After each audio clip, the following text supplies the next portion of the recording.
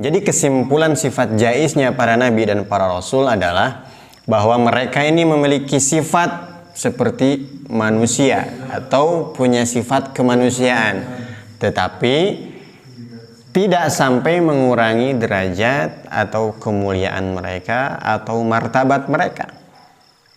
Ya, harus dibatasi dengan ini, tidak sampai mengurangi derajat. Dan ini hanya zahirnya saja. Kenapa? Karena batinnya para nabi ini selalu dibersihkan dari hal-hal seperti itu, dari sifat-sifat kemanusiaan.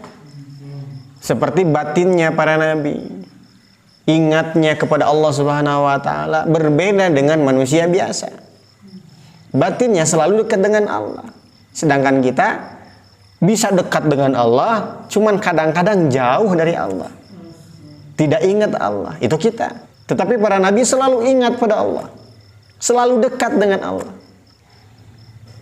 Jadi sifat kemanusiaannya itu hanya dalam hal yang zahir saja. Batinnya berbeda dengan manusia biasa.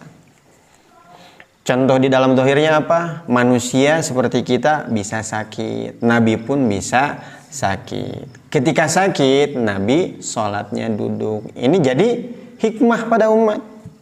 Kalau sakit, sholatnya duduk. Kalau tidak mampu duduk, dan seterusnya dan seterusnya. Tetapi batinnya Nabi tidak pernah sakit seperti sakitnya manusia.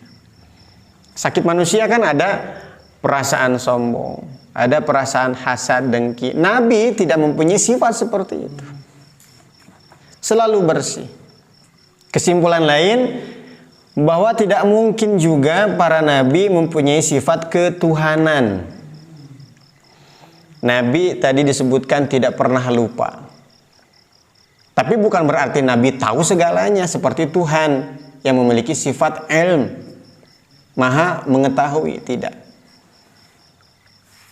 Tadi juga disebutkan bahwa lupanya nabi itu hanya lupa perbuatan, bukan lupa berita.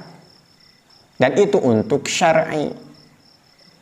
Artinya Nabi tidak mungkin lupa, tapi masih bisa dilupakan oleh Allah. Dipaksa oleh Allah untuk lupa sebagai syariat. Jadi sifatnya Nabi ini tidak sampai seperti sifat ketuhanan. Dan juga sifat Nabi tidak sampai seperti sifat malaikat. Melainkan seperti manusia biasa, hanya saja tidak mengurangi derajat atau kemuliaan mereka. Bahkan ketika lupa pun, lupanya Nabi ini meningkatkan derajat karena sebagai syariat untuk umat. Ketika Nabi sakit pun, sakitnya adalah untuk meningkatkan derajat mereka sebagai besarnya ujian untuk mereka. Maka jangan mudah menerima cerita-cerita Israiliyat. Jika itu menceritakan kisah para nabi dan itu malah menurunkan kemuliaan mereka, maka kita luruskan. Kalau kita tidak sanggup meluruskannya karena kurangnya ilmu kita, maka lebih baik kita tinggalkan. Lalu ucapkan, wallahu a'lam, hanya Allah yang tahu. Dan juga kesimpulannya, para nabi ini maksum.